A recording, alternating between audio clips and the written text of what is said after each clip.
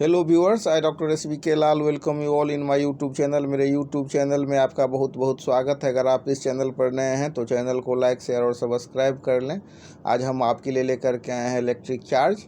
तो इलेक्ट्रोस्टैटिक्स में आप देखेंगे 12th का जो इलेक्ट्रोस्टैटिक्स का सिलेबस दिया हुआ है, तो इसमें आप देखेंगे कि इलेक्ट्रिक चार्ज सबसे शुरुआत में है और इसी में के चैप्टर के अंतर्गत हम कुछ बेसिक चीज़ सब का अध्ययन आज के वीडियो के माध्यम से करेंगे। तो आइए सबसे पहले हम जानते हैं कि what is electrostatics. It is the study of electric charges at rest. तो सबसे पहले हम इलेक्ट्रोस्टैटिक्स के परिभाषा को जानें कि जब चार्ज स्थिर अवस्था में होता है और उसका अध्ययन हम भौतिकी के जिस शाखा के अंतर्गत करते हैं उसको हम इलेक्ट्रोस्टैटिक्स कहते हैं, और हिंदी में बात करें तो स्थिर वैद्युतिकी के नाम से इसको हम जानते हैं। तो जब चार्ज का मूवमेंट होता है तो उसका अध्ययन हम या तो करंट इलेक्ट्रिसिटी में करते हैं या इलेक्ट्रॉनिक्स में करते हैं। अगर मतलब कंडक्टर के थ्रू चार्ज का फ्लो होता है और उसका हम अध्ययन करते हैं तो वो ब्रांच जो फिजिक्स का है वो करंट इलेक्ट्रिसिटी है। और जब चार्ज का फ्लो होता है थ्रू सेमीकंडक्टर या सेमीकंडक्टर वाल्व और उसका अध्ययन हम जिस भौतिकी के जिस शाखा में करते हैं तो होता है इलेक्ट्रॉनिक्स। और इलेक्ट्रोस्टैटिक्स की बात करें तो electrostatics is that branch of physics which deals with the study of the electric charges which is at rest. अब इलेक्ट्रिक चार्ज क्या होता है उसको समझते हैं। The property of matter that causes it to experiences forces when near other electrically charge objects. पदार्थ का वह गुण जिसके कारण एक आवेशित वस्तु दूसरे के नज़दीक लाते हैं तो बल आरोपित होता है।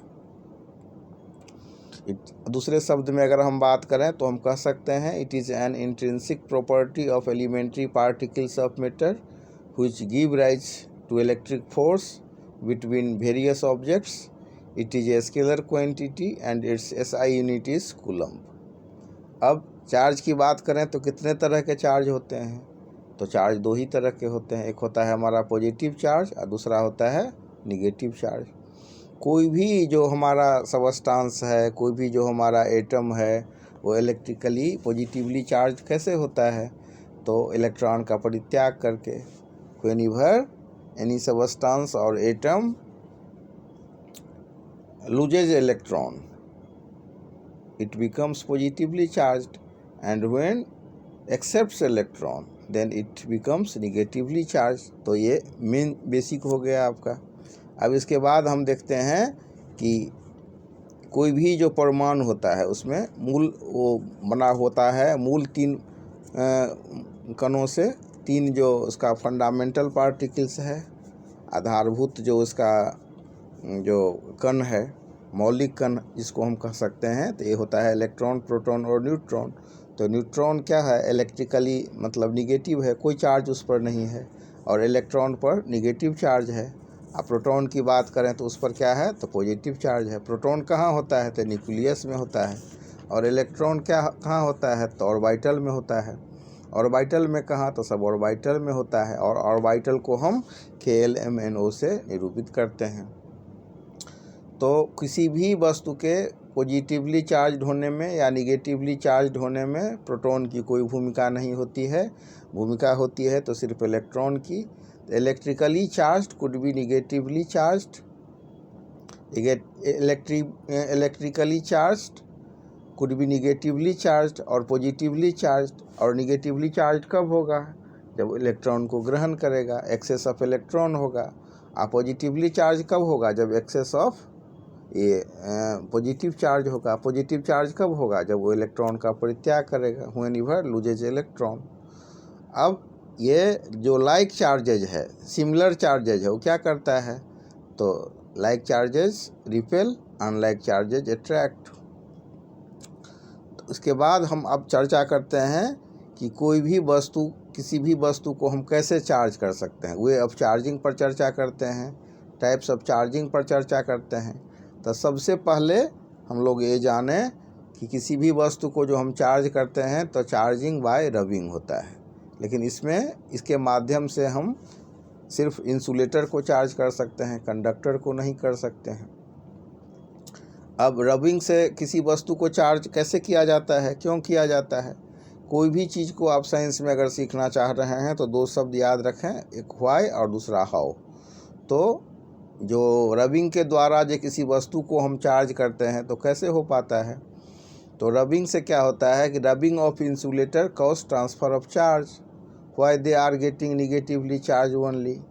अब इसके बाद हम देख सकते हैं कि जैसे मतलब ग्लास रॉड को सिल्क से रगड़ते हैं तो एक पर पॉजिटिव चार्ज फॉर्म होता है, दूसरे पर निगेटिव चार्ज होता है। तो एक पूरा सीरीज दिया हुआ है जिसके माध्यम से हम ये सीख सकते हैं, जान सकते हैं कि कौन सा वस्तु पर प्लस चार्ज होगा और कौन से वस्तु पर माइनस चार्ज होगा। तो rubbing of conductors do not cause transfer of charge, और इस माध्यम से रबिंग के माध्यम से हम कंडक्टर को चार्ज नहीं कर सकते हैं। दूसरा प्रोसेस जो है चार्जिंग का वो है चार्जिंग बाय कंटैक्ट, और हम इन अनदर वर्ड वी में से चार्जिंग बाय कंडक्शन।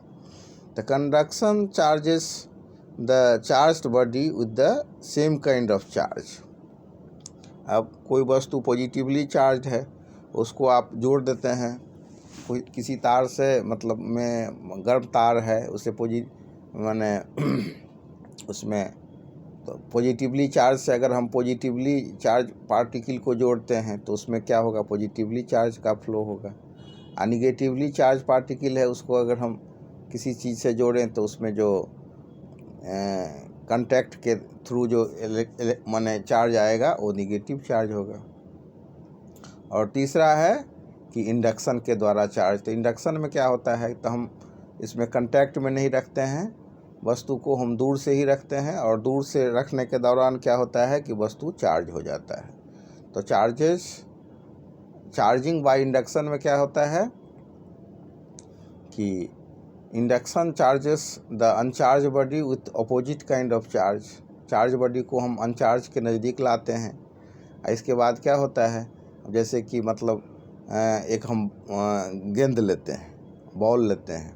अब बॉल में क्या होगा, जितना पॉजिटिव होगा चार्ज उतना निगेटिव होगा। और अगर हम प्लस एक प्लास्टिक रॉड लेते हैं जो इलेक्ट्रिकली पॉजिटिवली चार्ज्ड है तो क्या करेगा, वो प्लस चार्ज को रिपेल करेगा और माइनस चार्ज को पास में लाएगा। इसके बाद क्या होगा, तो इसके बाद या मतलब हम निगेटिवली चार्ज लेते हैं रॉड तो क्या करेगा, निगेटिव चार्ज को रिपेल करेगा, पॉजिटिवली चार्ज को पास में लाएगा। फिर जब निगेटिवली चार्ज जो हमारा बॉल है, ये दूर में जो हमारा निगेटिवली चार्ज्ड है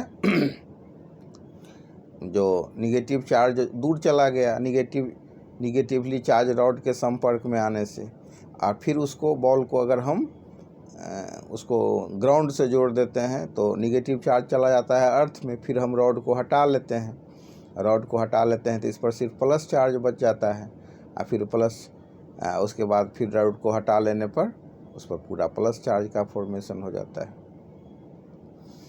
अब इसके बाद तो इस तरह से हम लोगों ने सीखा कि किसी भी जो वस्तु को चार्जिंग किया जाता है 3 तरीके से। एक होता है charging by rubbing, charging by contact और कंडक्शन, और तीसरा होता है charging by induction.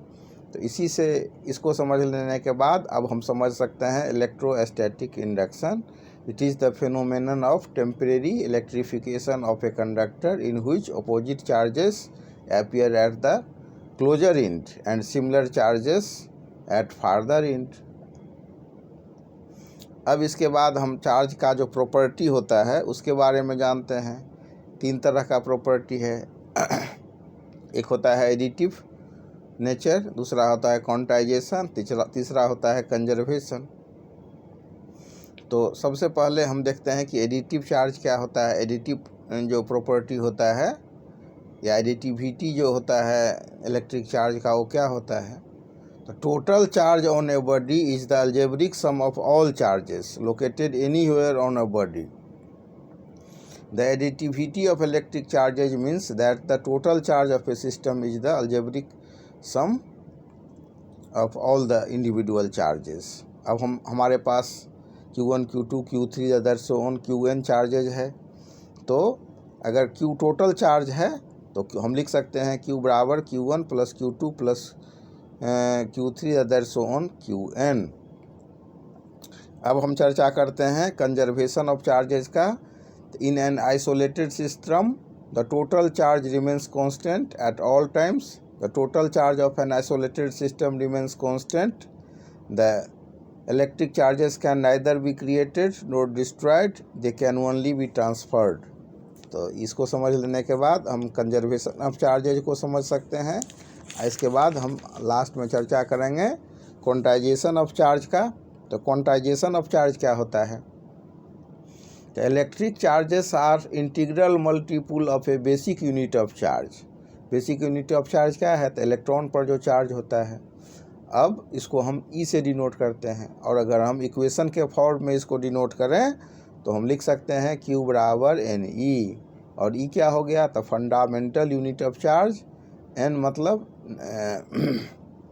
Any integer, positive और नेगेटिव। तो हम मैथमेटिकली इसको लिख सकते हैं where n is equal to 0 +-1 +-2 +-3। अब इसको समझने के बाद थोड़ी सी चर्चा कर लेते हैं। The quantization of electric charges means that the total charge Q of A body is always an integer multiple of a basic quantum of charge which is the charge on the electron on an electron.